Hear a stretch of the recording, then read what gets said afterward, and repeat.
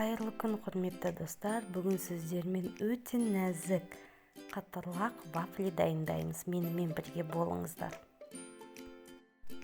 Бізге қажетті заттар: бөлме температурасындағы май не болмаса маргарин, жұмыртқа, қант және де ұн. Ұн менде видеоға түспей қалыпты. Ең алдымен майымызды ыдысымызға салып аламыз.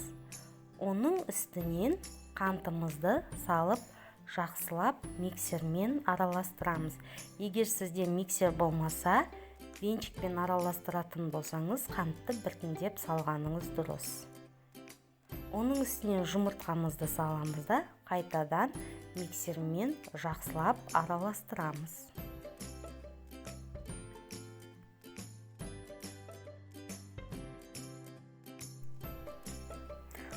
Онан соң оның үстінен илектен өткізілген ұнымызды қосамыз. Бізге ешқандай да қопсытқыштың қажеті жоқ.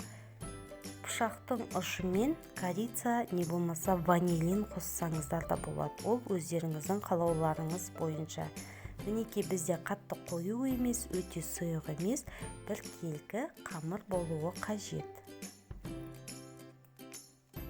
Енді вафельницамызды қыздырамыз да, бір қасық не болмаса 2 қасықтан салып отырып, 2-3 минутта пісіріп аламыз.